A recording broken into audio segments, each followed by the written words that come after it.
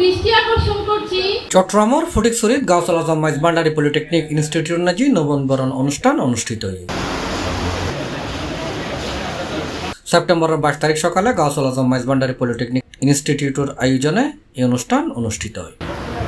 সর্বোপরি আমাদের শিক্ষার্থীরা যে তরুণ প্রজন্ম যারা এই বিজ্ঞান ভিত্তিক পড়াশোনা তা করেন, আপনারা যদি যা যে ছাত্রদের মধ্যে এরকম ডিটারমিনেশন থাকে।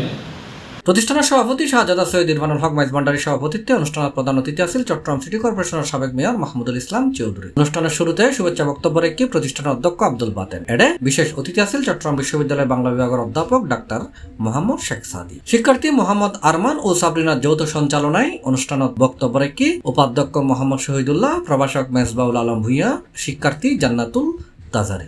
1967 থেকে এই পরিবারের সাথে আমার বন্ধু, তো আমি কোনোদিন এখানে আসিনি। আমাকে অনেকে বলছেন এখানে গেলে শিরিক হয়, এখানে গেলে বারাত হয়, এই জাতীয় কথা বলবি অনেকে যা বা বলে বলছে। আমি কোনোদিন আসি না, কিন্তু পরিবারের সবার সাথে আমার বন্ধুত্ব অনেক দিন। চট্টগ্রামের সরকারি বেসরকারি সকল পলিটেকনিকের মধ্যে আমরা বর্তমানে শীর্ষস্থানে।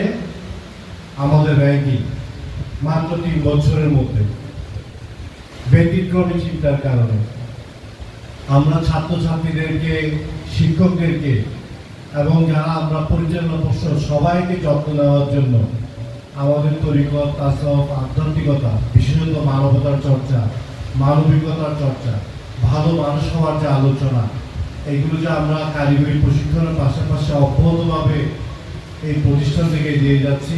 অনুষ্ঠানে প্রতিষ্ঠানের শত শত শিক্ষার্থী এবং তার অভিভাবক সহ এলাকার গণ্যমান্য ব্যক্তিবর্গ উপস্থিত আছেন।